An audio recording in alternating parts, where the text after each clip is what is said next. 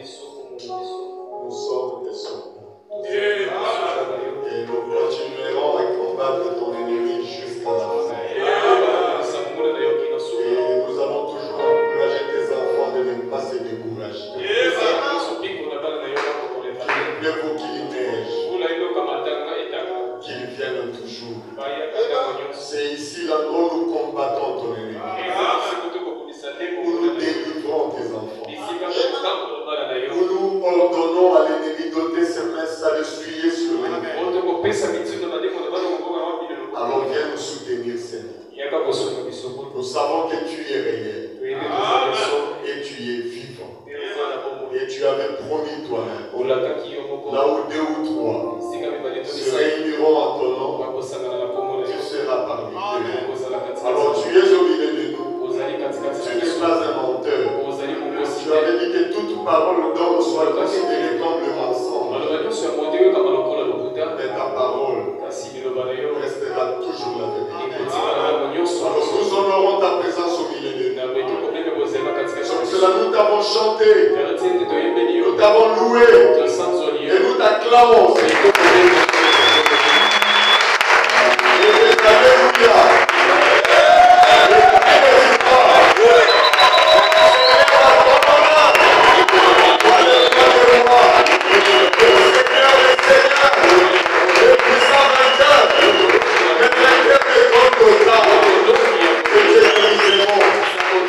Et nous adorons jusqu'à la fin de notre vie. Merci Seigneur. Commence avec nous cette réunion.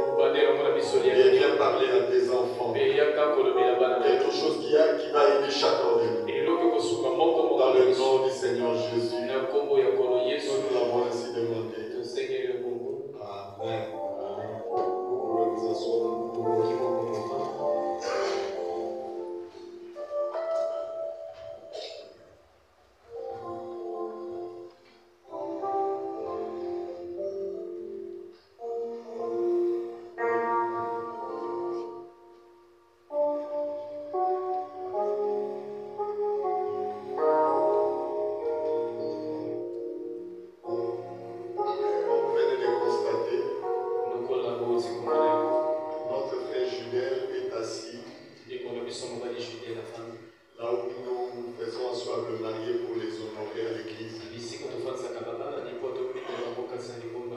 Cela veut dire qu'il est déjà marié.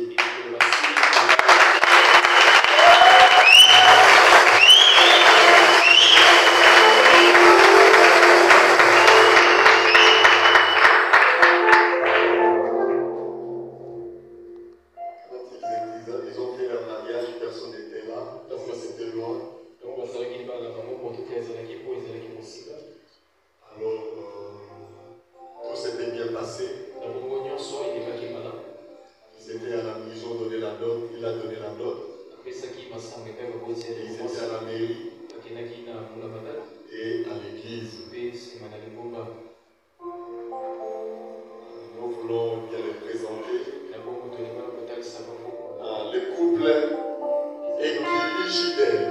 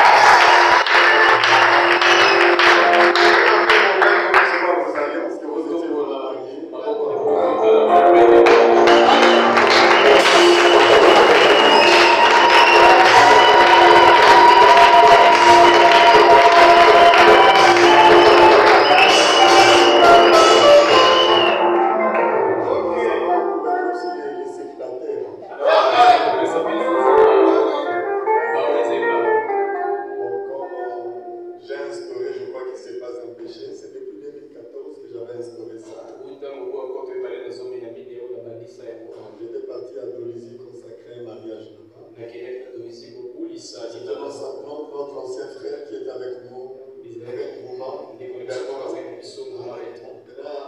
le retour, j'avais dit à l'église. Si ça s'est passé ici, je vois que chacun allait donner son cadeau. Et comme c'était loin, j'aimerais aussi que nous donnons nos cadeaux. Et je crois que l'église avait approuvé. Et le frère Bertrand lui-même avait organisé un repas. Alors je crois que le couple va organiser un repas, je ne sais pas quand. Alors ça nous permettra de leur donner aussi nos cadeaux. Un repas spécial pour nous ici à l'église. Je crois que ça sera un dimanche après culte. Alors que Dieu vous bénisse le couple.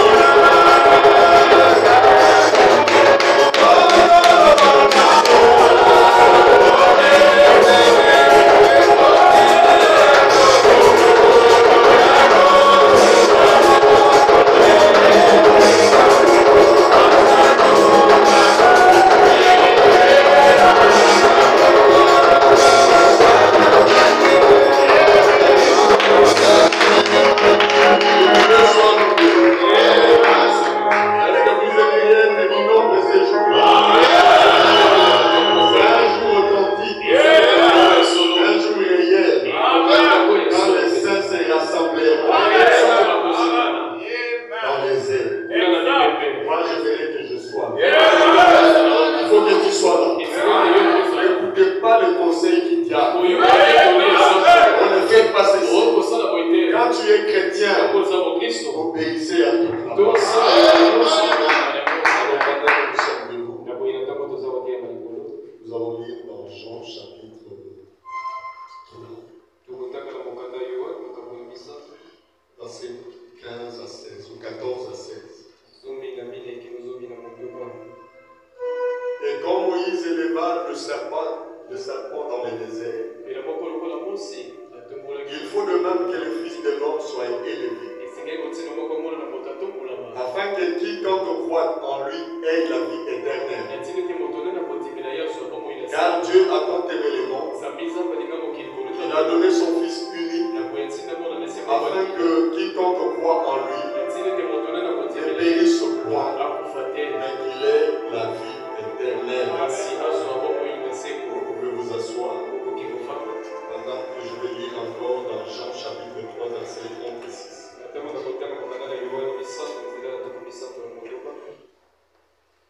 Bible dit, celui qui croit au Fils a la vie éternelle.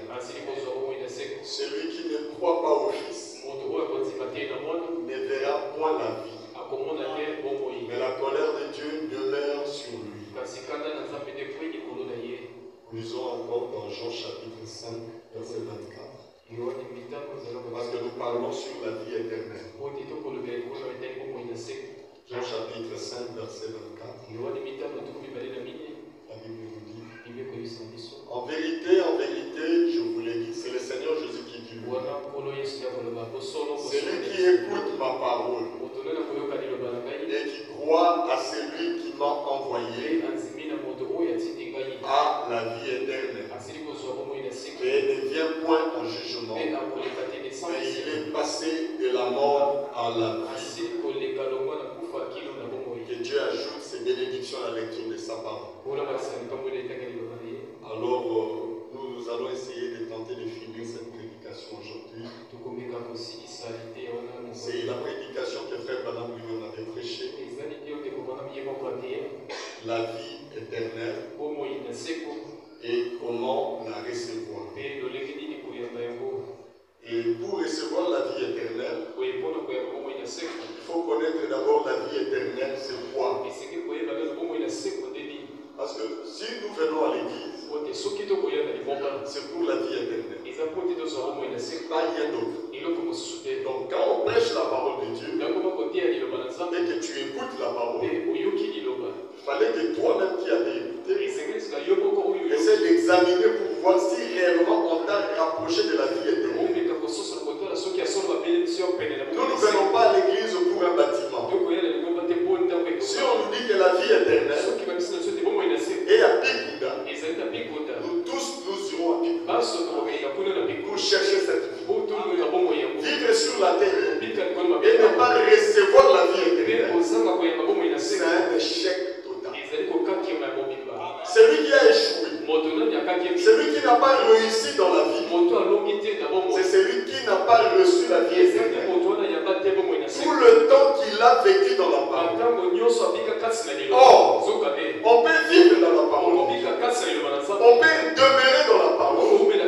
Et à la fin, l'homme se retrouve qui n'a pas reçu la vie éternelle. C'est pour cela la vie éternelle a une très grande importance.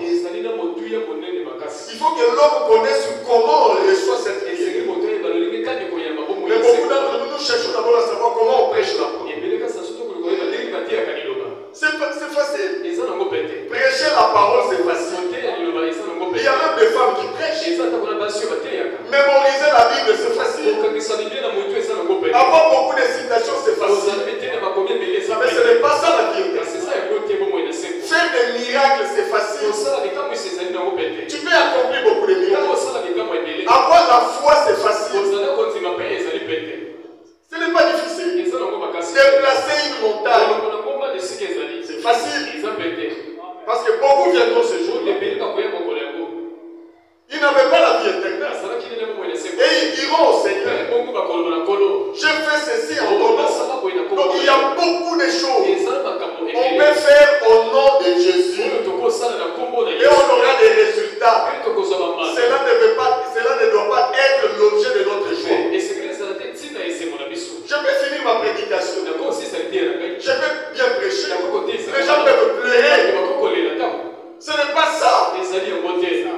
prédication sur la prédication.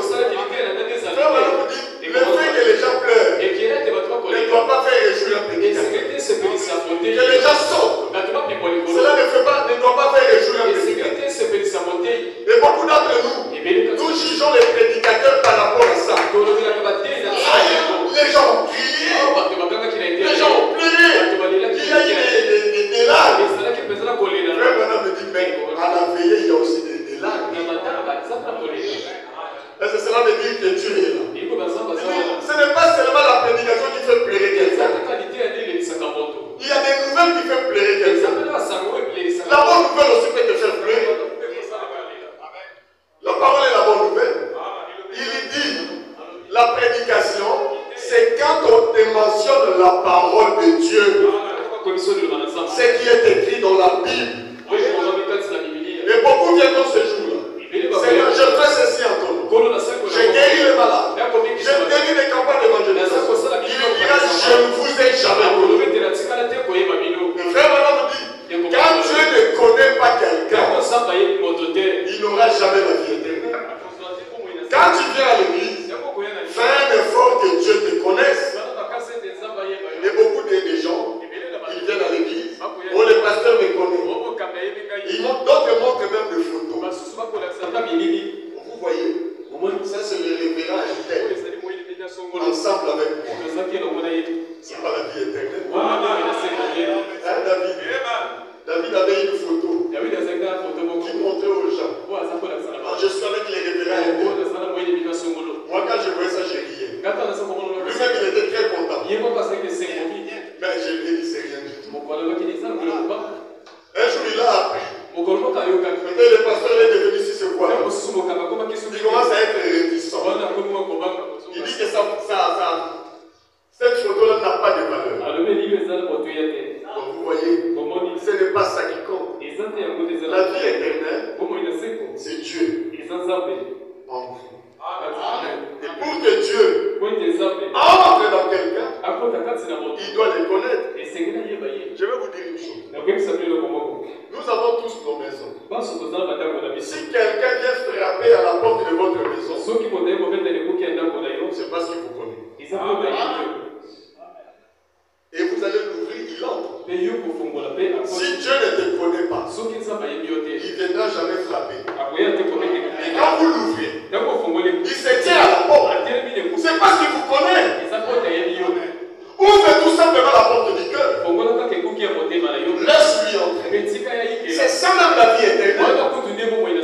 Il est la vie éternelle. Alléluia.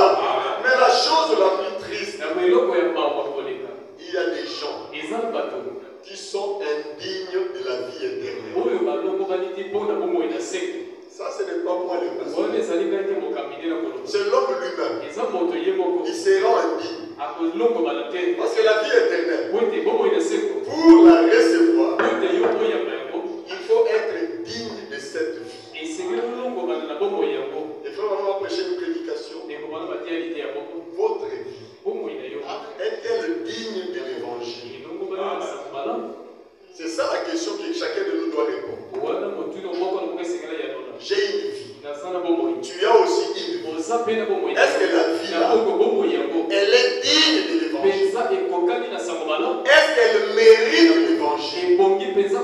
Parce que l'évangile que vous voyez, elle est tellement précieuse. Il a tellement de la valeur. Ça ne peut pas mériter tout le monde. Il faut que tu sois spécial pour que l'évangile te mérite. Prêcher l'évangile, c'est rien. Tout le monde peut le faire. Beaucoup prêcheront mais seront rejetés. Dieu les appellera serviteurs d'iniquité.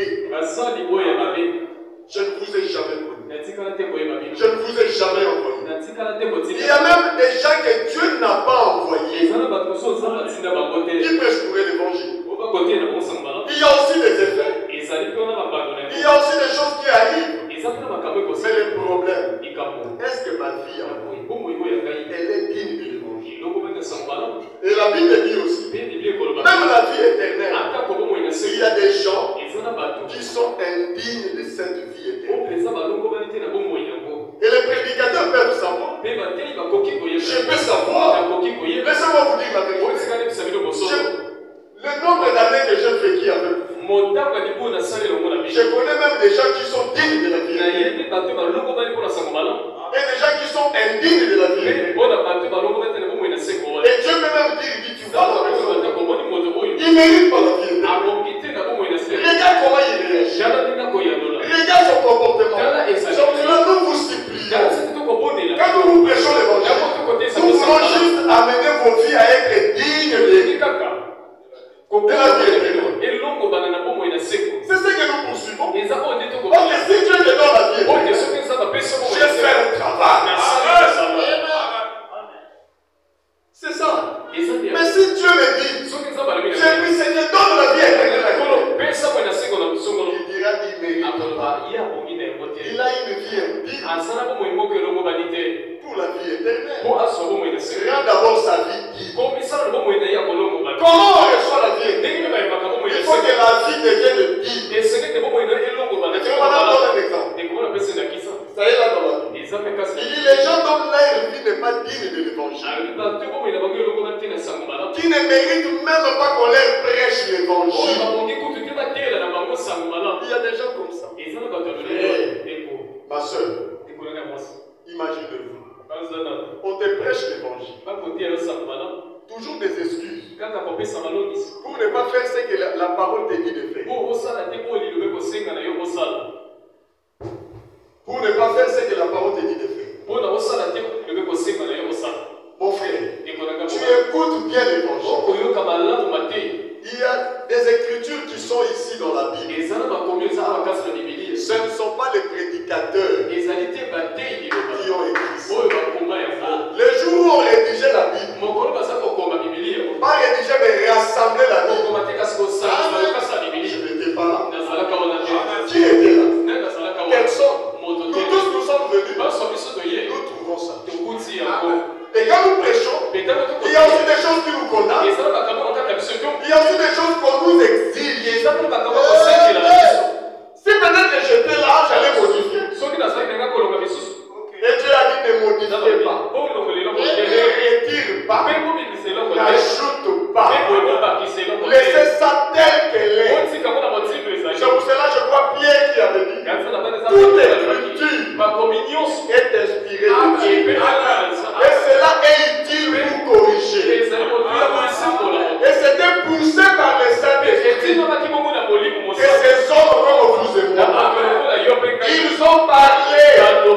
Parce que ce qui est écrit ici, ce n'est pas seulement les Écritures, c'est la parole de Dieu. Ils ont parlé de la part de Dieu. La Bible, c'est la parole parlée.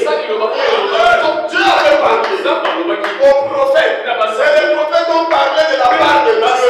Et Dieu a dit, cette parole que vous parlez de ma part, écrivez-la. Et on avait écrit, je sais qu'un jour on a tout rassemblé.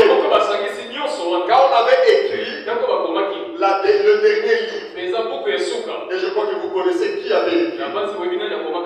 C'était Jean. Lui, il écrivait seulement ce qu'il voyait. Les livres d'Apocalypse, c'est les derniers. Et on a tout rassemblé. Et cela est devenu la Bible. Maintenant, cette Bible, cette parole, il y a des gens dont leur vie n'est pas digne de ça. C'est-à-dire lui-même, il sait que ma vie n'est pas digne. Et nous, quand nous vous prêchons, quand vous venez à l'église, vous venez pour qu'on vous rende votre vie digne de l'évangile.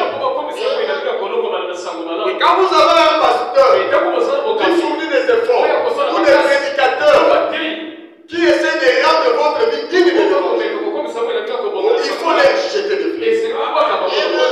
C'est des hommes qui ont le souci de vos âmes. Vous avez un papa qui a le souci de ses enfants. Tout le monde l'apprécie. Un pasteur qui a le souci des âmes doit être apprécié. Il veut que votre vie devienne digne de l'évangile. Et Jésus a donné cet exemple. Frère, l'amour de Dieu, c'est quand il vous invite, il vous appelle à croire la parole. Il y a des gens comme vous, même statut social que vous, exactement comme vous, même fonction comme vous. Mais pendant que nous sommes ici, il a une raison pour ne pas être à l'église. Il a trouvé pour lui une raison. Est-ce que la pluie peut être une raison pour toi? Même de venir en retard. Non. Je vous donne un exemple. Soyez un peu malade. Vraiment malade. Et qu'il y a la pluie. Vous allez dire, bon, on va attendre que la pluie finisse. Qu'on amène l'enfant à l'hôpital. Tu sortiras sous la pluie. Vous connaissez l'important d'amener l'enfant à l'hôpital. La sœur Guylaine peut venir. Soit quand le pluie va déjà venir. Même on sait tranquille. Même si on dit on aurait une réunion à 2 heures. À 5 heures. Amen. Oh, on va finir à 2 heures. On n'aura pas peur de rentrer. Pourquoi? Nous connaissons l'important d'aller à l'église. Tu ne peux pas venir à l'église et sortir tel que tu étais en vie. Alléluia. Tu dois bénéficier de quelque chose. Il y a toujours quelque chose que nous gagnons. Et tu constates pas ça maintenant. Attendez, quand tu vas mourir, tu verras l'état de ton corps a évolué selon le nombre de prédications que tu as écoutées. Si tu es en bonne santé aussi, tu as grandi. Est-ce que tu peux comprendre combien de nourriture tu as amené à ce niveau? C'est que tu as mangé. Il y a des enfants qui souffrent de malnutrition. On leur dit quoi? On donne des conseils. Fais manger l'enfant ça et ça. Ça nous a beaucoup changé de prédication. Alléluia. Je l'ai dit. Par rapport à tel cas, David dit toi tu vas prendre la certaine. Et je suis sûr. Toi qui as la malnutrition, tu vas faire.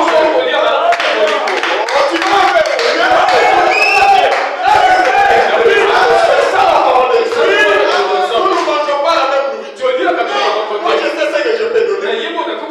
Non, je peux prendre l'autre, il sait ce qu'il va donner. Et l'ensemble de tout ça, il donnera la bonne santé.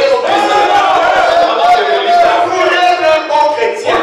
Et le monde du soit digne de l'évangile. C'est beaucoup de prédications. Pas une seule.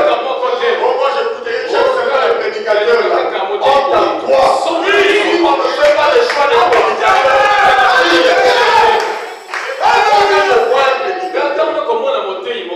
Qui a créé son petit groupe, qui l'apprécie. J'ai dit tout simplement, il n'a pas de c'est la vérité. Maintenant, le jour où il montera à la chaîne, son petit groupe n'est pas là. Il va prêcher. Et vous aussi, ne sois pas dans le groupe d'un prédicateur. Toi, tu commences déjà. Oh, Dieu va parler. Alléluia. Moi, depuis que je crie, je n'étais pas dans le groupe de prédicateurs dans notre église. J'étais toujours derrière mon pasteur. Je lui ai appris de placer quelqu'un. Et dit c'est la conduite du Saint-Esprit par exemple. Je suis content et je suis d'accord. Quand il y a un groupe, toi, un prédicateur, tu viens, ils ne sont pas là. Tu seras déboussolé. Tu diras, bon, je suis devant mes ennemis. Oh, un prédicateur, personne n'est son ennemi. Il est là pour aider même les ennemis de Dieu. Est-ce que j'ai dit la vérité? C'est ça la parole de Dieu. Aimez tout le monde. C'est Dieu qui a voulu qu'un tel vous prêche. Écoutez-les avec les qualités et les capacités que Dieu a données. Les jouets ne jouent pas de la même manière. Là, si vous les spectateurs, vous allez seulement un seul jouet. Les autres ont dit, bon, nous aussi, on va vous montrer que si il est meilleur que vous. Si je suis meilleur sur vous, c'est sans vos prières. Si les prédits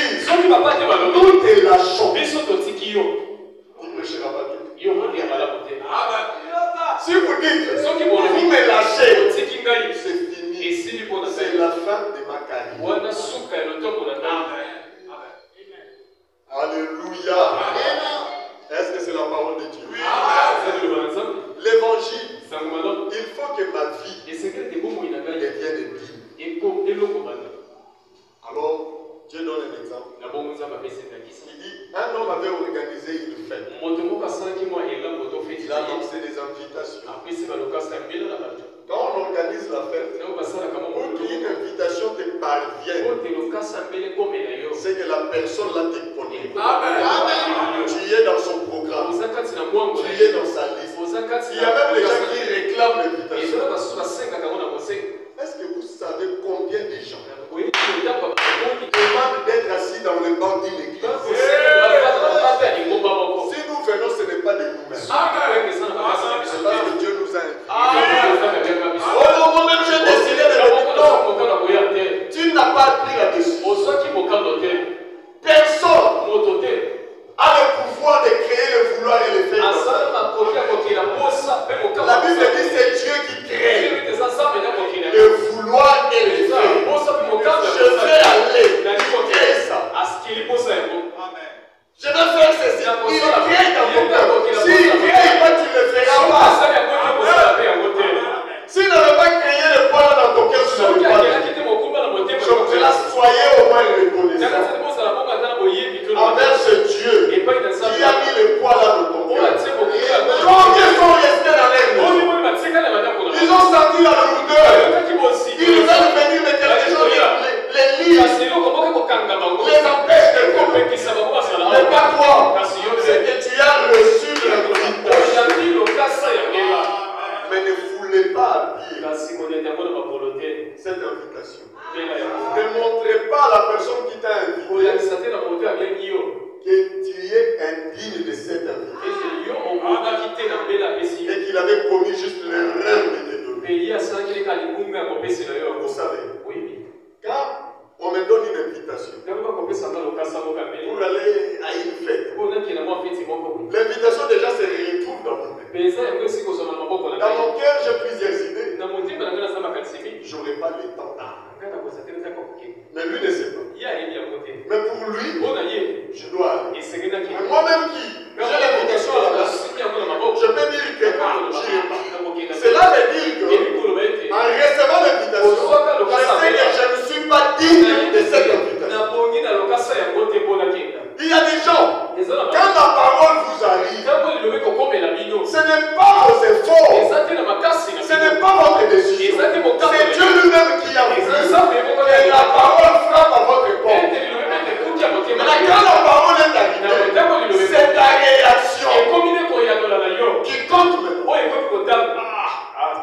Voilà, parole. Je vais seulement juste aller. Et tu es là, tu te conformes. Tu ne peux pas devenir comme les autres. Des fois, tu restes chez toi à la maison. Beaucoup d'entre nous ici, vous savez que nous sommes liés. Là, c'est de ça. On est vraiment liés. Parce que si moi, j'ai décidé de ne pas venir, vous allez commencer à venir moi. Si toi aussi tu restes à la maison, les frères viendront. Il y aura beaucoup de questions. Mais il y a des gens qui ne l'achètent pas. Ils seront là. Même si tu dis c'est ma vie privée. Pourquoi vous venez? Mais pourquoi l'invitation t'est parvenue? Nous avons le temps des gens. L'invitation est arrivée. Ne l'essayons pas.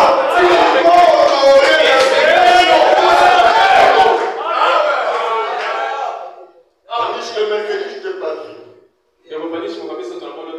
C'était aussi comme il laissait quand même. Je n'ai pas ce droit. Parce que j'avais reçu l'invitation. Est-ce que c'est toi qui m'avais donné ça? Mais c'est lui qui t'a donné ça. Il nous a donné aussi l'ordre.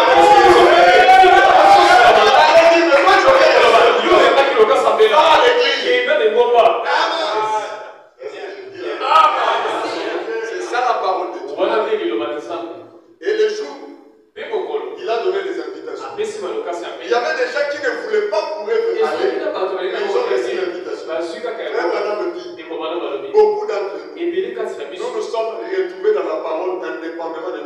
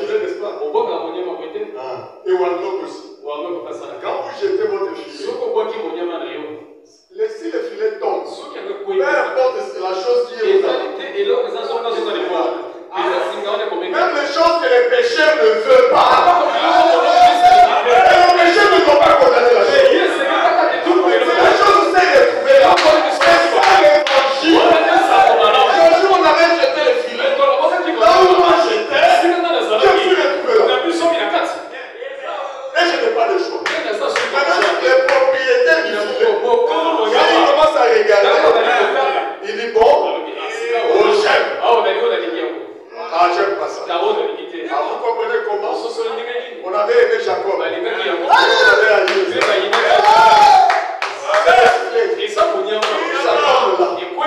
prend tout le monde.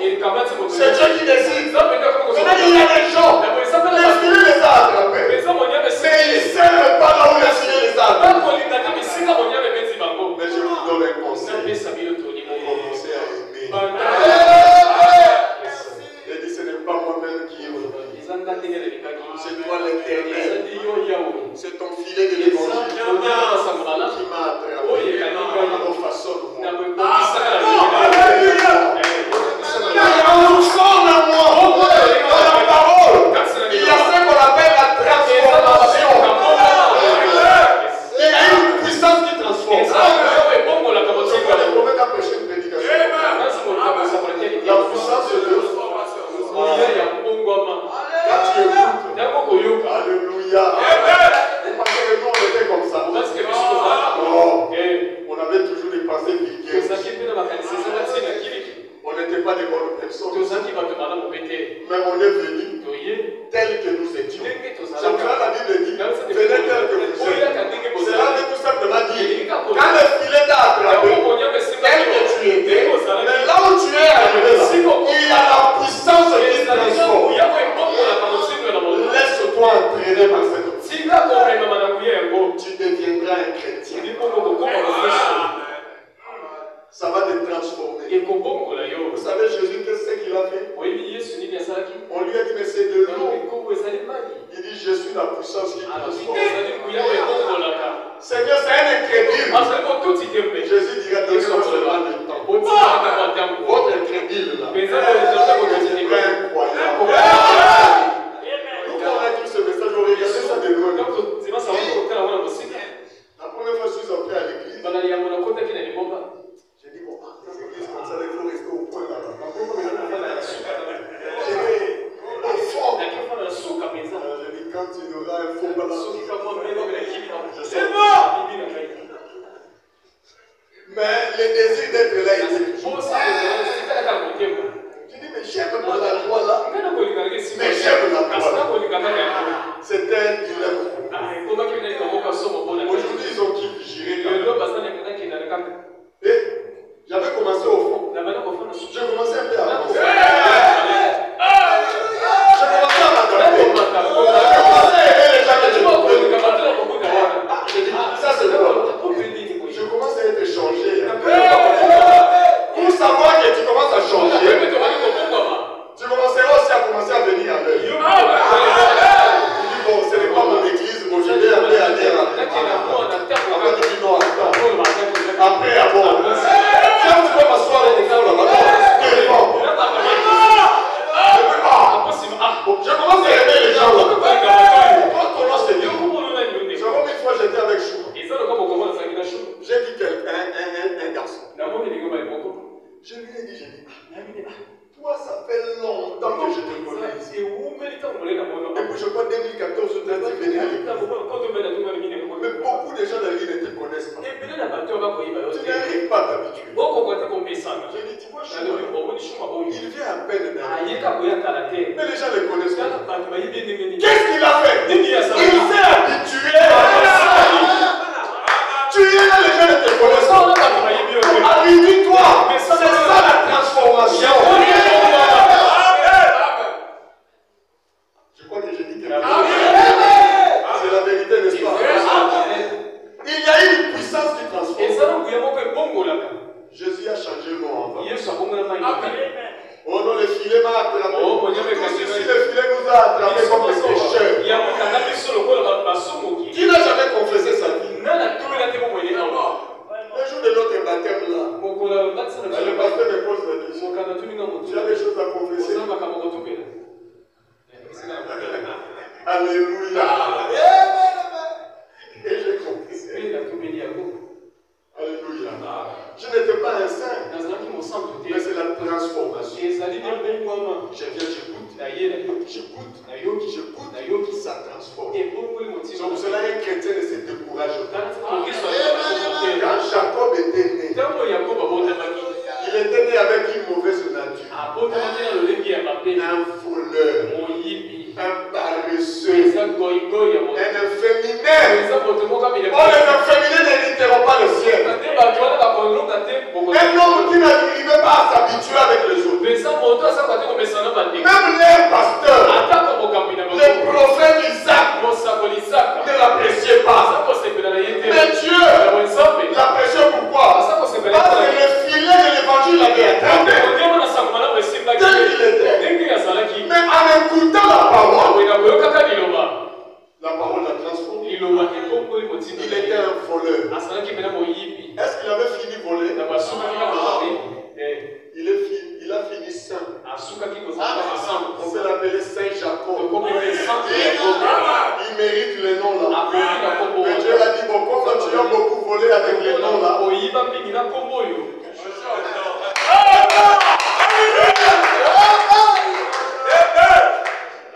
as beaucoup volé avec les noms là. Moi je préférais t'appeler Israël. Un nouveau nom. Tu as trop fait du mal avec les noms. Mais quand déjà que tu as fait du mal, que tu as volé quand tu étais Jacob. C'est Jacob. Non, je suis Israël. Je suis maintenant chrétien. Quand vous venez dans la parole, et que vous finissez par être transformé, vous changez de nom. Votre nom devient chrétien. Pourquoi? Parce que vous, à l'intérieur de vous, ce n'est plus vous qui vivez. C'est Christ. C'est Jésus. Comme c'est Jésus qui est là, tu porteras le nom de celui qui est là. Est-ce que j'ai dit la vérité? Alors nous voulons tout simplement rendre les vies des gens dignes de l'évangile. Alors on a lancé des invitations. Il y a des gens qui ont laissé les invitations. Ils étaient surpris. Oh, il m'a invité. C'est comme ça que tu es dans la parole. Dieu s'intéresse à moi. Il ne te déçoit pas. Il te connaît. Comme il me connaît. Comme il vous connaît. Il vous connaît. Sinon, il ne peut pas être. Donc, imaginez-vous qu'il est ici. Est-ce que vous le croyez? Il nous regarde tous. Il connaît vos noms. Il connaît vos besoins. C'est que tu as besoin. Il est là. Alléluia. En tout cas, ça me fait du plaisir. Il vous voit. Parce que c'est lui qui vous a invité. Maintenant, le jour où les gens devaient venir, il était là. Personne n'était. Il a appelé les servants. Mais pourquoi ils ne sont pas venus? Pourquoi un tel n'est pas venu? Il était censé être là. Il fait partie de mes invités. Comme cela, des fois, vous voyez les pasteurs prendre le téléphone. Mais Mirage, tu n'avais pas dit à l'église.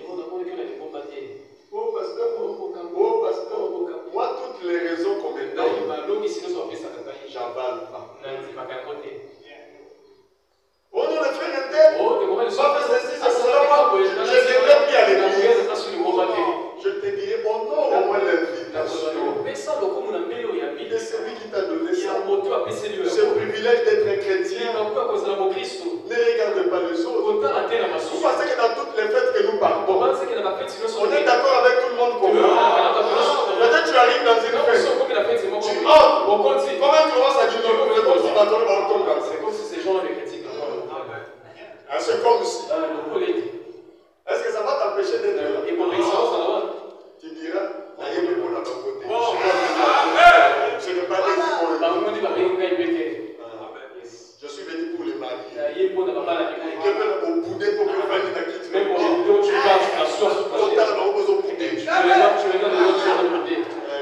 Ça me regarde pas. Je ne suis pas venu pour eux. Je ne sais même pas pourquoi on les aide. Bon, lui-même il a ses raisons. Alléluia. Donc il y a des gens, des critiqueurs dans l'église. Il écoute ici, il m'amène là-bas. Est-ce que cela va me décourager? Non. Le Seigneur, vous ne voyez une telle personne, tu l'as invité. Tu as des raisons. Mais moi aussi je reste là, tu l'as invité. Que personne ne fasse fouiller.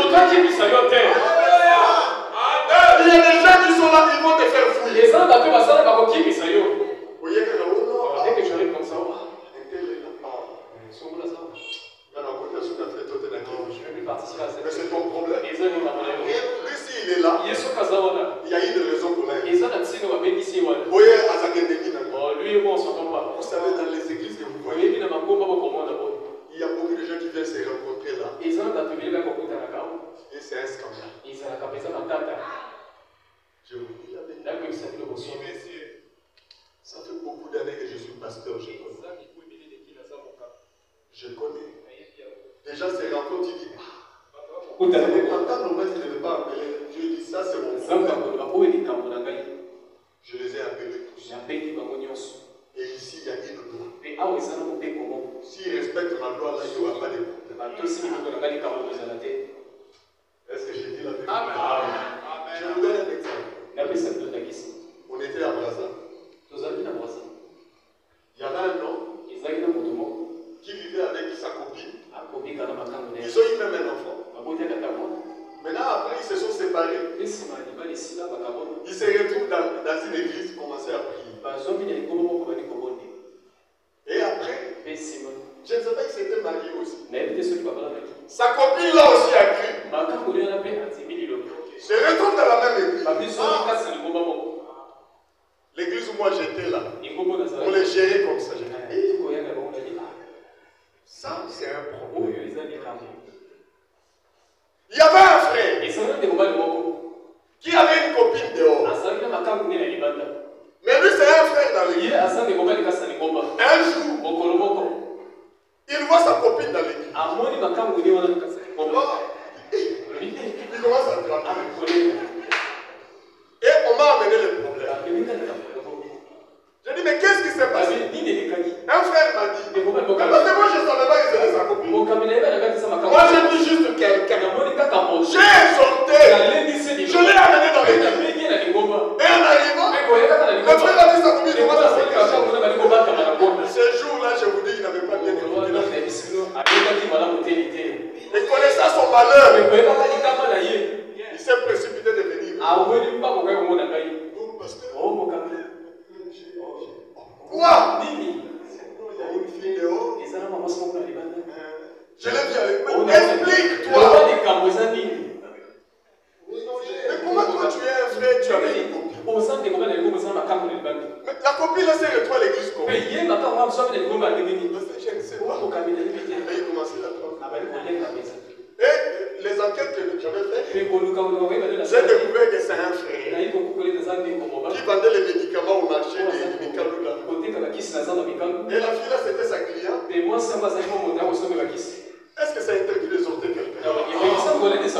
Des fois, vous exhortez des gens qui nous créent des problèmes. Et ce n'est pas un péché. J'ai dit, ah, ça c'est un problème. Et le frère, il avait foulé. Il est parti. Il dit, je préfère changer d'église. Vous voyez des péchés comme ça. Moi, ça peut j'allais supporter. Qu'on arrange cette histoire. Et la copine là qui est venue avec l'enfant, son homme l'a marié dans l'église. Elle aussi est devenue une soeur. Et les problèmes ont commencé.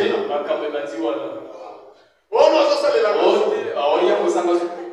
Oh, on voit que la dame. J'ai dit, ça c'est un problème. C'est ça l'église. Donc quand il y a une invitation, contente-toi de ton invitation. Parce que tu vas trouver aussi quelqu'un d'autre que Dieu a invité. Peut-être que vous avez des contentieux avec lui. Je supporte. Amen. Alors les jours, alors Dieu attendait que les gens viennent. Les gens ne venaient pas. Frère, nous sommes obligés d'être toujours reculés. Ne pas venir, c'est que tu n'as pas honoré. Donner une raison, c'est que tu n'as pas honoré. Et quand nous donnons des raisons pour Dieu, nous ne sommes pas dignes. Et il dit, mais pourquoi les gens ne sont pas venus? Mais pourtant, je leur avais donné des invitations. Ils ont dit, on ne sait pas. Il dit, allez vérifier. Dieu ne lâche pas quelqu'un. Si une fois il t'avait invité, poursuivre, pour te convaincre. Même des fois quand nous restons à la maison, même si notre cœur ne condamne pas, il y aurait quelqu'un qui viendra. Frère, mon ami, il y a même un païen qui passera qui dit bon, j'ai passé près de votre église, mais les gens sont à l'intérieur en train de prier. Mais toi tu n'es pas parti pour moi. Frère, mon ami, c'est Dieu qui te parle. Que tu n'as pas honoré son invitation. Et il dit, pourquoi ils ne sont pas venus? Allez le voir. Ils sont partis, ils ont trouvé la première personne. Et on lui a dit, on nous a dit, le Seigneur a dit qu'il t'avait invité. Mais pourquoi tu n'es pas venu? Oh non, moi, j'ai acheté mes vaches. Il fallait que je puisse être là. Voir comment est-ce que mes vaches évoluent. On est allé voir l'autre. Mais pourquoi toi tu n'es pas venu? Bon, moi, je viens de me marier. Même si tu viens de te marier, viens quand même avec. Toutes les raisons qu'on avance, ça montre que nous rendons notre vie indigne de l'évangile. Toutes les raisons qui nous empêchent d'être à l'église, c'est que la vie n'est pas digne. La vie ne mérite pas la parole de Dieu. Frère, ma soeur, pense un peu. Tu as une vie qui ne mérite pas la parole. Quel genre de personne tu es? Parce que dans cette parole, il y a la vie. Tu ne peux plus avoir la vie. Et comment nos vies deviennent indignes de l'évangile? Pour vous expliquer comment nos vies deviennent aussi indignes du Saint-Esprit, de la vie éternelle. Ce sont les raisons que nous avançons pour ne pas honorer Dieu qui nous a appelés. Parce qu'il n'y avait pas de nous. Il y a beaucoup de gens que Dieu pouvait appeler. Venir à l'église, être un chrétien, une soeur ou un frère, cela ne dépend pas de toi. Vous savez combien de gens? Je me rappelle en 2001, il y avait un secrétaire général du district de Ngabé. Aujourd'hui, c'est une grande autorité au ministère de l'Intérieur. Une fois, il m'a vu. À l'époque, moi, j'étais un simple pasteur dans une petite église. Je souffrais. Pour manger, c'était un peu difficile. Et j'étais aussi célibataire à l'époque. Il vient me voir. Je dis, oh les gars, moi cet homme-là qui est béni. Moi je disais qu'il est béni. C'est là où j'ai compris. Il y a des gens qui ont l'argent, qui envient ceux qui n'ont pas l'argent. Ils veulent ressembler à ceux qui n'ont pas l'argent. Je vous dis la vérité. Il est venu me voir. Il me dit, comme moi la vie que toi tu mènes, tu es pasteur, tu aimes Dieu, j'aime ça. Mais je suis incapable d'être comme toi. Mais il avait beaucoup d'argent. Même aujourd'hui, il a beaucoup d'argent. Plus même c'est mais il est en train d'envier un simple prédicateur. Je me suis posé la question, mais pourquoi? C'est une grâce. Oh, si les désirs qu'il avait dans le cœur, Dieu pouvait les donner. Il allait être exactement comme vous. Il y a beaucoup de gens qui traînent là, qui veulent être des chrétiens assis dans l'église. Mais ils n'ont pas ce privilège. Ils n'ont pas cette grâce. Mais vous, Dieu vous a donné. Honore cela. Quand il avait distribué les invitations, il avait juste ciblé quelques personnes. Il y avait beaucoup qui pouvaient inviter. C'est pour cela qu'il y a des gens qui deviennent des chrétiens qui n'étaient pas dans le programme. Alléluia. Vous les voyez dans la rue là. Un jour tu les verras là à l'église. Je dis mais cette personne je ne pensais pas qu'un jour devenir un chrétien. Non, il a remplacé quelqu'un. C'est ça la parole de Dieu. Tout le monde a donné des raisons. toutes les raisons que nous donnons, c'est que nous ne sommes pas dignes d'assister à la fête. Et il a dit bon, laissez-le. Quand Dieu abandonne quelqu'un, il ne peut plus récupérer la personne. Et il dit, allez trouver-moi d'autres personnes qui n'étaient pas dans mon programme. Or, il n'y a pas, quand quelqu'un devient indigne de la parole, il deviendra indigne de la vie éternelle.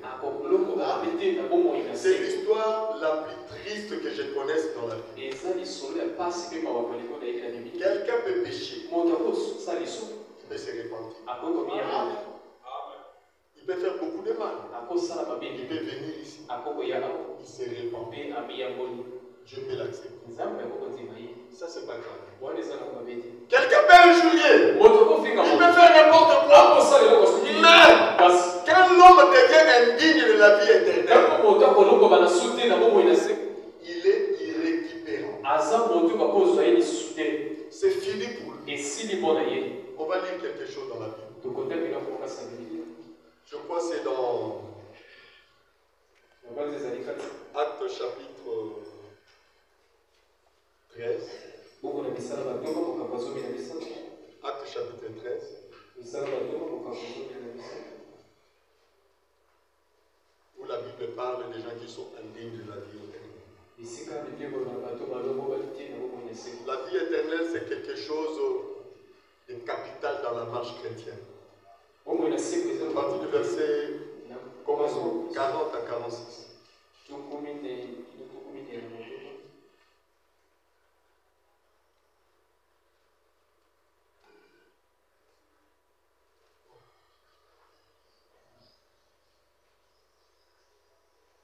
Prenons un peu 44. Non, 43. Okay. Et à l'issue de l'assemblée, beaucoup de juifs et de prosélytes liés suivirent Paul et Barnabas, qui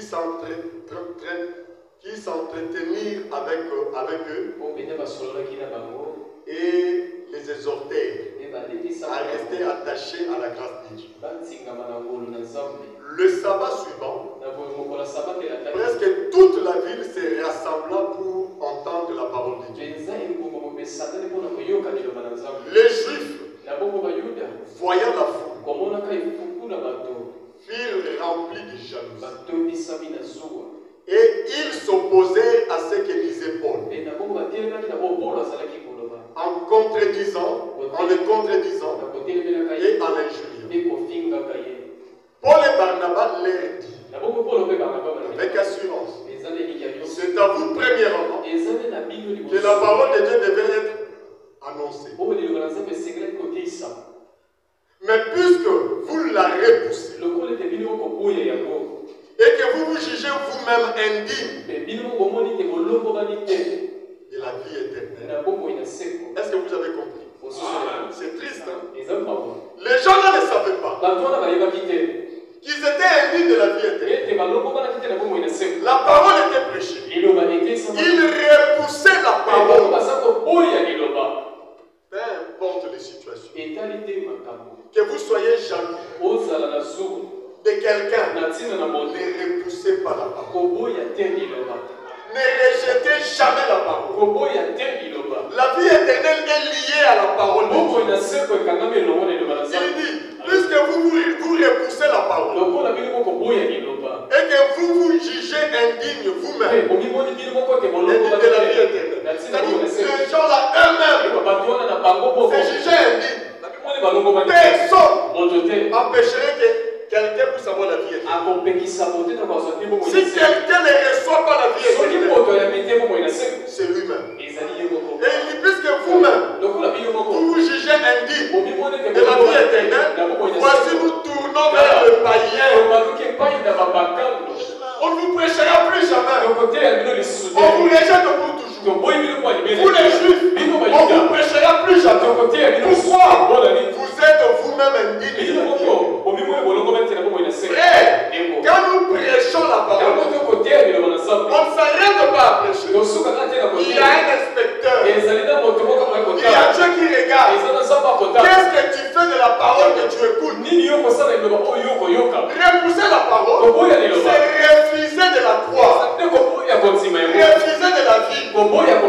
quand tu regardes, Paul, c'est dans le livre des Actes. Vous savez comment on appelle le livre des Actes? C'est le livre des Actes du Saint-Esprit. Donc tout ce qui est écrit dans le livre, tous les actes, toutes les décisions qui ont été prises dans le livre des Actes, c'était le Saint-Esprit. Donc le Saint-Esprit avait décidé. Ils sont indignes de la vie. C'est leur prêche plus. Tournez les regards vers nous. Quand nous vous prêchons, quand vous voyez les gens venir vers vous, vous parlez de la parole de Dieu, c'est que la grâce de Dieu est à vous. Maintenant le jour, tu constateras, après avoir repoussé la parole, ne pas prendre de position pour la parole. Personne s'intéresse à toi. Frère, le plus grand signe de savoir que Dieu, la vie éternelle, est encore devant ta porte. Quand tu vois les bien-aimés s'intéresser à toi, même si tu es dans une mauvaise position, dans les jours, tout le monde te tourne. Tu restes chez toi à la maison. Les frères ne viennent pas. Ils t'appellent plus. C'est que tu es indigne de la vie éternelle. Frère, les bien-aimés que vous voyez, frère madame dit ce sont la protection. Ceux qui vont à la période de suivez-le. Bon, Pierre, il avait renié Jésus. Mais il dit non, je ne rendrai jamais ma vie indigne de la vie. Je dois le suivre. Les gens qui sont dans la bonne position, même si je suis dans une mauvaise position, on va me renier ces jours-là. Mais je dois quand même suivre ceux qui sont dans la bonne position. Parce que ceux qui sont dans la bonne position, Jésus est au milieu d'eux. Et quand Jésus viendra au milieu d'eux, je profiterai de la présence de Jésus. C'est ce qui a fait que Pierre soit ce qu'il est. Et quand maintenant les gens, Jésus avait dit, quand vous allez prêcher la parole, vous arrivez quelque part, ne vous contentez pas seulement à prêcher les gens. Regardez les gens qui sont dignes. Entrez dans leur maison. S'ils ne sont pas dignes, ne restez pas là. Tu fais un travail que tu bénéficieras pas.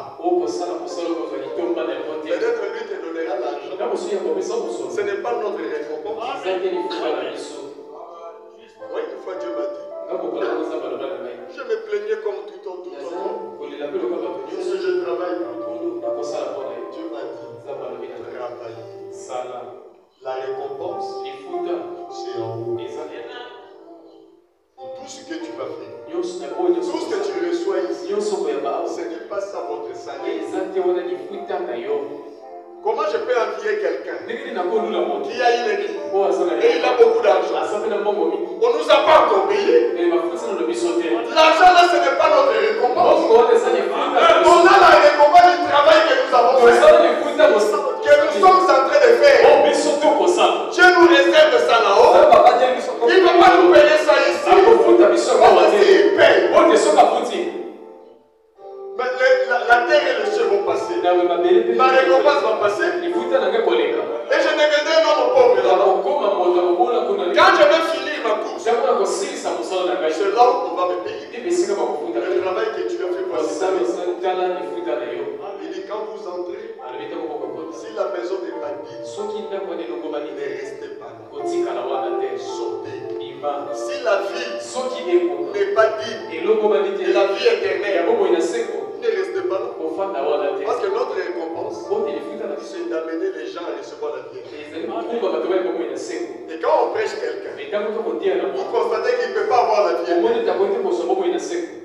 Hein, le prédicateur. La personne ne peut pas recevoir la vie éternelle. Qu'est-ce que tu feras? Tu vas continuer à prêcher. Là, ce sont maintenant tes propres sentiments. Dieu a dit, je l'ai rejeté. Le jour où Saïd a compris qu'il Il pensait qu'il pouvait aussi être racheté. Samuel a dit, je suis le prophète, je dois prier. Il a prié, il a même pleuré.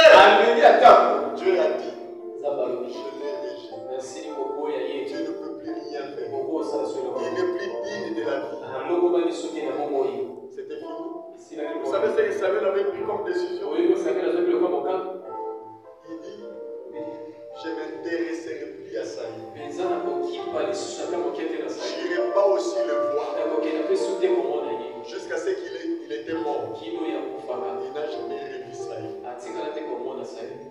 Quand la vie de quelqu'un, un homme n'est plus digne de la vie éternelle, il a perdu sa valeur. Il a perdu la saveur comme un de sel. Il ne sert plus à rien. Ici sur la terre, il peut être bon. Mais aux yeux de Dieu, il est vivant. Ne devenons pas indignes de la vie. Ne repoussons pas la parole. Même si nous ne comprenons pas. Même si nous ne croyons pas. Acceptons toujours la parole. Je vais lire quelque chose avant de finir. Dans la prédication, la vie éternelle. Et comment la recevoir.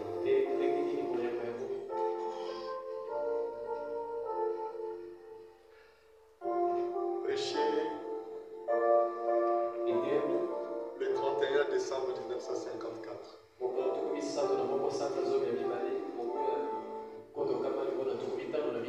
Je prends d'abord le paragraphe 84.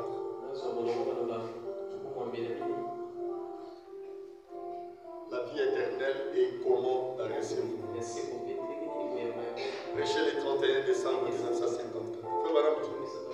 Eh bien, Jésus a dit dans Saint Jean, chapitre 5, verset 24. Lisez avec moi ensemble. Celui qui écoute ma parole et qui croit celui qui m'a envoyé a la vie éternelle. Eh bien, si la vie éternelle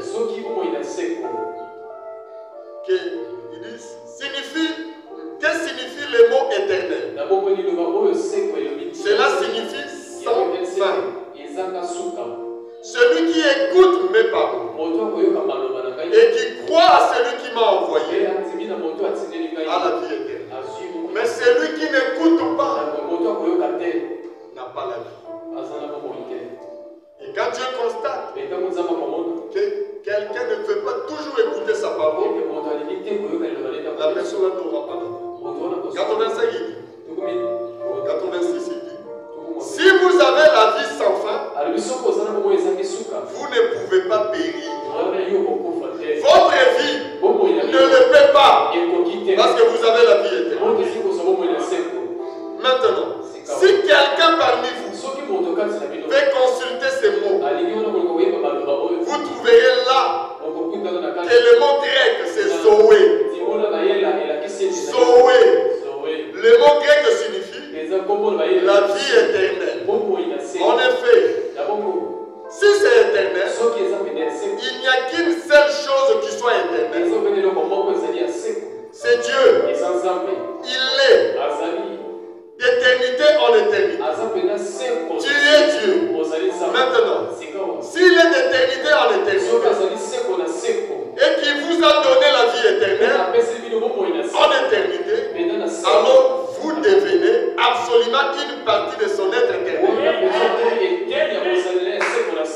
Est-ce que ça vous fait du bien? Si Dieu est éternel, d'éternité à l'éternité, il vous donne la vie éternelle. Vous devenez une partie de Dieu. Donc pensez un peu. Une partie de Dieu est en toi. Je vous dis la vérité. Tous les siècles sera derrière. Celui qui te touche, il touche une partie de Dieu. Pas l'enfant de Dieu, non. Vous ne devenez pas un enfant de Dieu. Donc vous avez en vous. Je peux vous parler. Donc Dieu. Quand quelqu'un l'a vie, oh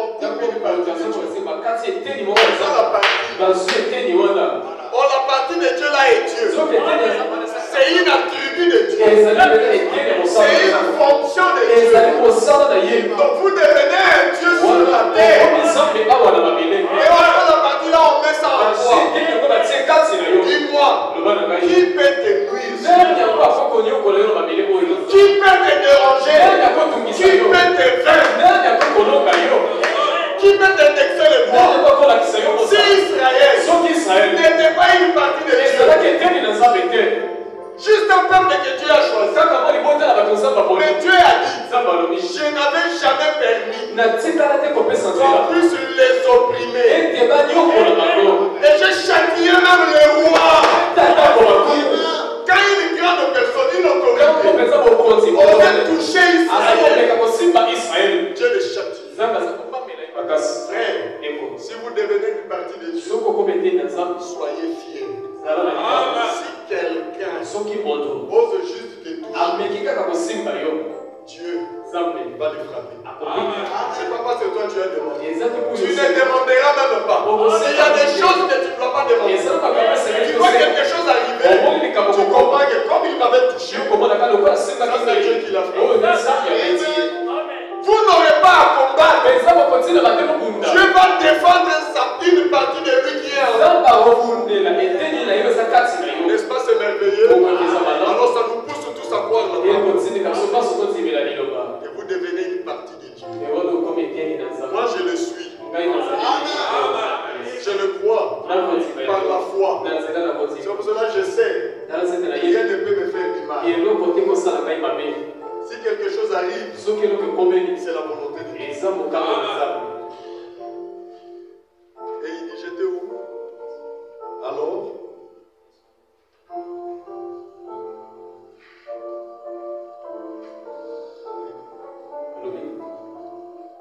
Maintenant, s'il est d'éternité en éternité et qu'il vous a donné la vie éternelle en éternité, alors vous devenez absolument une partie de son être éternel. Est-ce que c'est vrai? Si vous devenez une partie de son être éternel, cela fait de vous son fils ou sa fille, ce qui accomplit exactement ce que les Écritures déclarent. Nous sommes les fils et les filles de Dieu. Est-ce que c'est vrai? Tu es comme Jésus sur la terre. Cette terre t'appartient. Les gens que vous voyez là t'appartiennent. Ce sont les sujets de votre Père. C'est pour cela un chrétien ne pleure pas. Un chrétien n'a pas de soucis dans le cœur. Ne s'inquiète pas. C'est comme j'avais dit hier à un frère. Vous savez, nos enfants, fais-nous seulement quelque chose. Là, il vient te dire, on fout de papa. Moi aussi, tu me fais quelque chose. Je vais aller réclamer chez mon papa. Je vais me mettre à genoux. Oh Dieu! On va faire ceci. Qui? Mais tu es son fils. Est-ce que vous savez la relation qu'il y a entre Dieu et Seigneur? Il se parle. Il se voit. Avez-vous déjà vu un papa qui ne voit pas ses enfants? Avez-vous déjà vu? Si Dieu ne vous a pas vu, même une journée, il viendra lui-même. Il va descendre. On va lui dire que c'est Dieu. Si tu quittes le trône, qui va rester là? Je suis omniprésent. Omniprésent. Je peux me retrouver là. Dieu viendra. Il doit parler comme un père. Comment toi tu m'appelles pas? On a passé toute la journée, on n'a pas cru. Je crois que c'est tu veux quoi? Accommode de la yo. Il ne faut plus faire ça. Moi j'aime qu'il ait une relation avec toi. Tu es ma fille. Le matin tu ne m'as pas parlé. À midi tu ne m'as pas parlé. Tu as quelque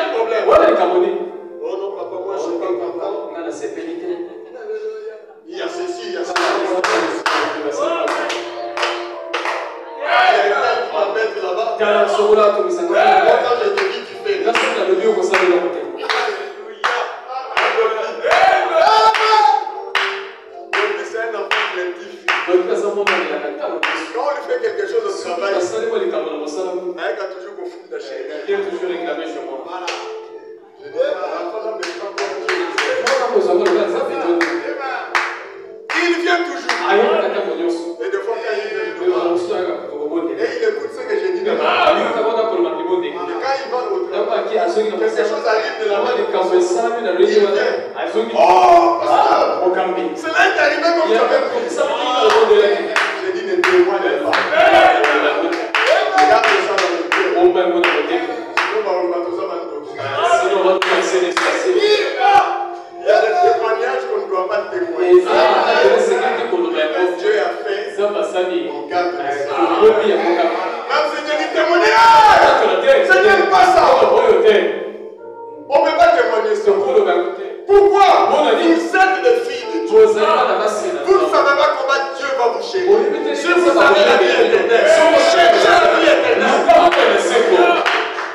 tu n'as pas parlé à Dieu, c'est Dieu qui parle. Il viendra. Dis-moi, tu veux. Vous savez, Esther. Comme j'ai toujours dit, il y a des choses. Esther, elle était l'épouse. Mais elle avait un peu peur de son époux. Elle n'ayait jamais peur de Dieu. En dehors de sa fille ou de son fils, le message est venu pour préparer une épouse. Est-ce que tu es dans le message? Tu es l'épouse.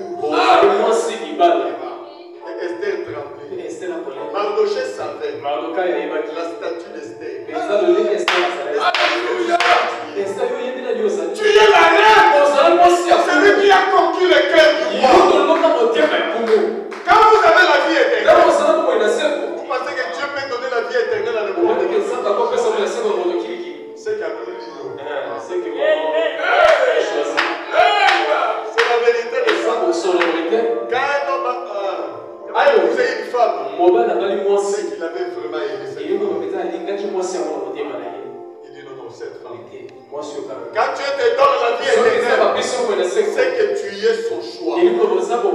Donc si quelqu'un a un problème, il vient te voir, son problème va trouver la solution. Marie avait porté Jésus. Toi aussi, tu portes Jésus. La vie éternelle, c'est une partie de Dieu à l'intérieur de toi. Tu arrives quelque part. Vous avez quel problème? Au nom ici, le verre est fini. Est-ce que ça c'est un problème? J'ai porté Jésus dans le monde. Je l'ai porté. Alléluia. Le Dieu qui prêche, vous prêchez là, je l'ai porté. Tu le portes. Mais vous allez seulement faire ce qu'il vous dira. Le verre est fini. Toi aussi c'est toi. J'ai dit le verre. Dieu, si vous le portez, il va vous décider. Moi, il m'a jamais déçu. Je vous dis la vérité, même si c'est la vérité. Il m'a jamais déçu. Il te décédera pas. Dieu ne l'a jamais déçu. Ça me fait du bien. Je vous envie. Il ne veut pas te recevoir. Le verre est fini. Allez voir ses comptes. Mais regarde son apparence. Ne regardez pas nos apparences. L'apparence, ce n'est pas le but. L'apparence n'a rien à voir avec la partie de Dieu qui est en vous. Avec la vie éternelle qui est en vous. Mais son apparence, est-ce qu'il peut nous donner l'argent? Il dit allez. Et faites tout ce que vous voulez. Ils sont arrivés. Ils ont dit, excusez-nous. Madame là, nous a dit de venir. Et de faire ce que toi tu nous dis. Si seulement. S'il faut sauter, on va sauter. On va le faire. On est prêt. C'est ce qu'il vous a dit. Et Marie regarde.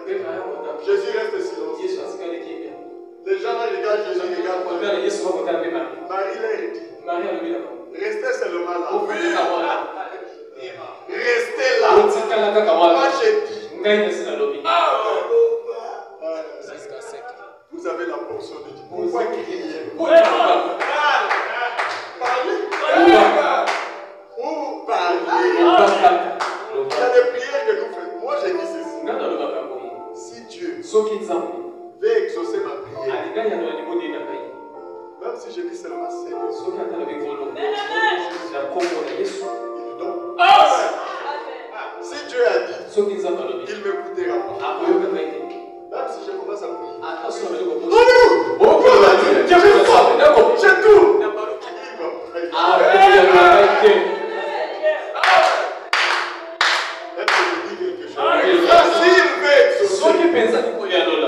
S'il veut guérir la personne, même si je mets le doigt,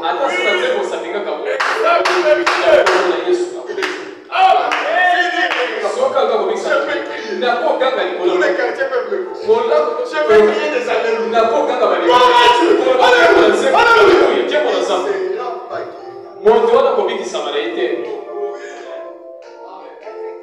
C'était avant-hier. On m'appelle des points de croix. Un enfant était malade. Je vous dis malade. Le visage là enflé. La nuit là, j'ai dormi déjà, j'étais tellement fatigué. Un profond sommeil, le téléphone sonne. J'ai dit, qui m'appelle encore? J'étais malade, je ne me sentais pas bien. Je me réveille, je crois. Oh, pas pasteur, c'est bon. Qu'est-ce qu'il va? J'ai vu quelqu'un, une femme devant moi. Et j'ai senti une force d'envoûtement. Je commençais à me débattre. Et l'enfant aussi s'est débattu. Quand je me suis forcé de les réveiller, j'ai vu l'enfant en train de se débattre aussi comme l'enfant. Quand je réveille l'enfant, automatiquement l'enfant commence à pleurer. Comme s'il sent la fraîcheur. J'appelle les médecins. Les médecins arrivent. Ils ont mis les thermomètres. L'enfant ne chauffe pas. Ils ont dit l'enfant n'a rien. Mais l'enfant tremble. Maintenant tu fais quoi? Oh, prier. Je me suis réveillé seulement, je me suis assis. J'ai dit bon, je te rappelle. Alors j'ai appelé les numéros là. J'ai dit Seigneur, que cet esprit qui les a visités les quitte au nom de Jésus. C'est pas comme Jésus. Et ce que l'esprit là a amené sur l'enfant quitte aussi par le nom de Jésus. C'est juste la prière. La prière, il ne faut pas avoir peur de ça. Toi-même tu peux le faire. Et croire à celui qui l'a prié. J'ai dit Amen. J'ai dit bon d'accord, Dieu vous bénisse. Je suis encore là. En dormant, ils appellent encore. J'ai pris le téléphone. Il dit encore quoi? Oh, quand tu as prié, tout va devenir normal.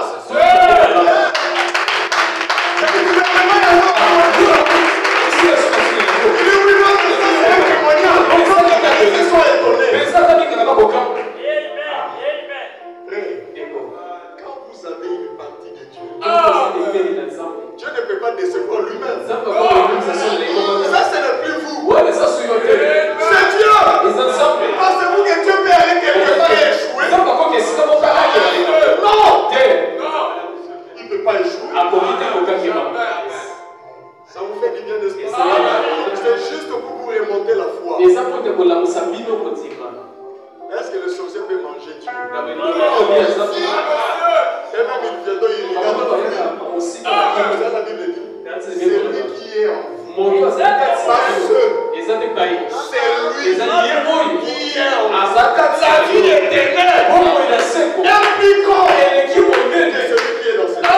Tout ce que vous voyez dans ce monde ne peut pas rivaliser avec celui qui est en vous. Celui qui est dans le monde vient. Il voit celui qui est en vous. Jésus la vie éternelle. Amen. Alléluia. Et Marie a dit, fais ce que vous direz. Mais il nous dit rien. Il dira. C'était ce mot-là. S'il ne dit pas rester là, S'il va à gauche, tu vas à gauche.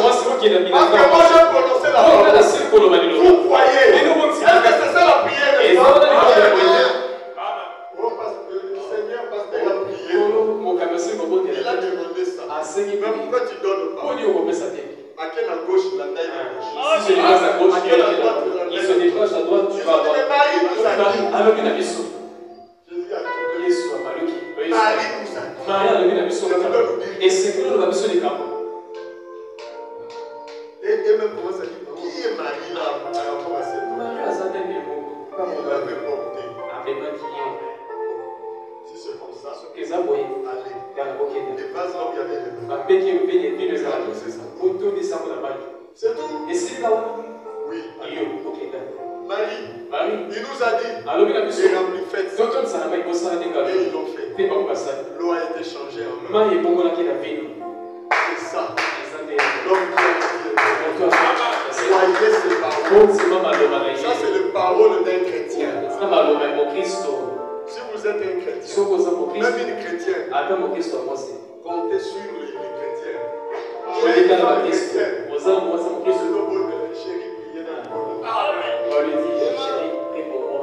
Que Dieu fasse quelque chose. Alléluia.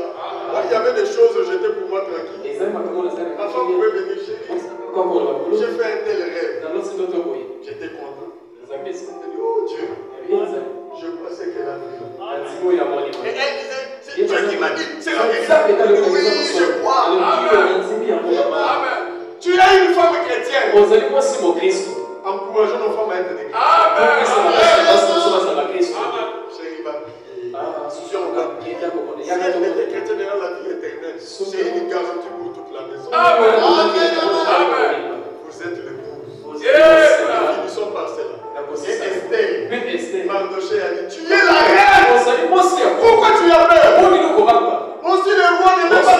Pourquoi? Parce que le roi peut tuer, donner l'ordre de continuer sa propre reine. Vous pensez que Dieu peut donner l'ordre de vous tuer? Entre vos enfants, votre femme et une autre femme, tu vas donner l'avantage à qui?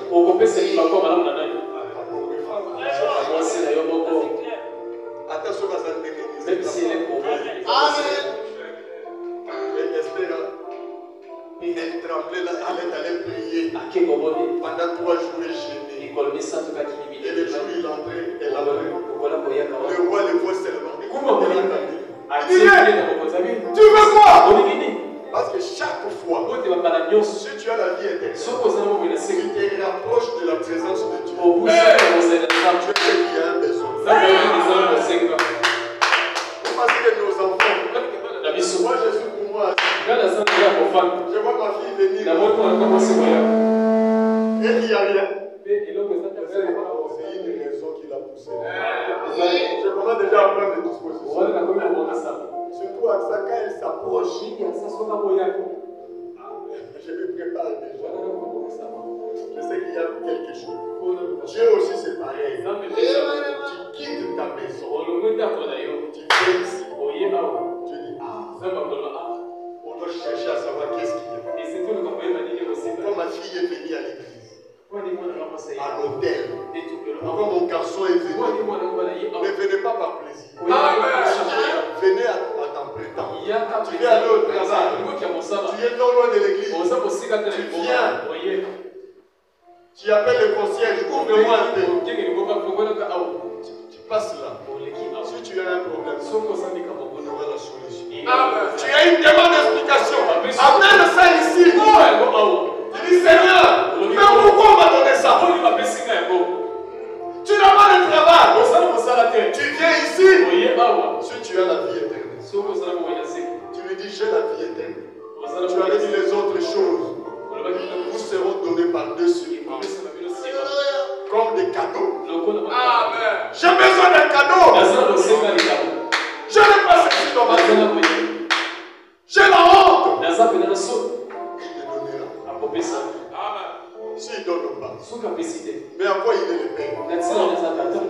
À quoi il est le fou? Un homme qui ne s'occupe pas de sa femme. Vous connaissez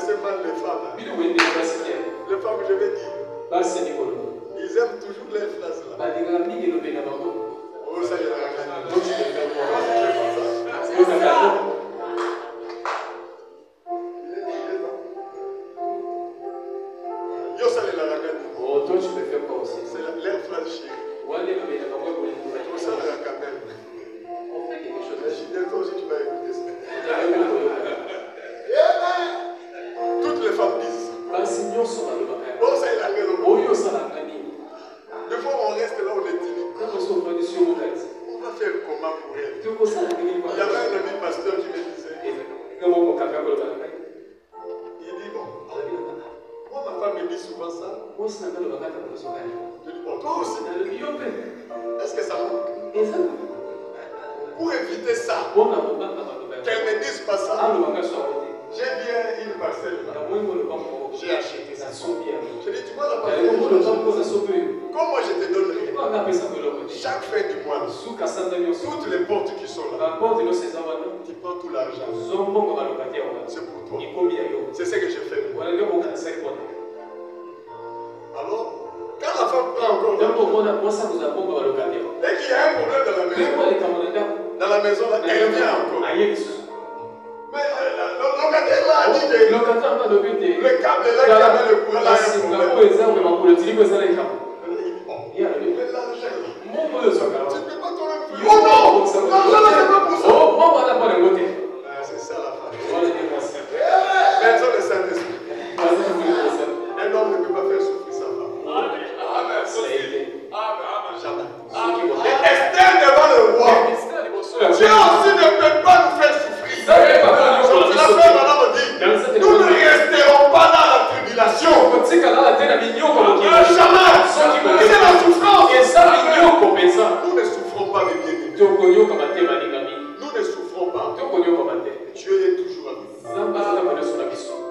Alléluia. Dès qu'elle voit Esther, elle attend le sceptre. Et elle a dit, tu dois avoir une raison. Même si tu ne dis pas encore, si tu veux même le royaume, la moitié, elle est déjà à toi. Donc, avant même que tu arrives ici, Dieu te dira, tout ce que tu veux, je te donne déjà.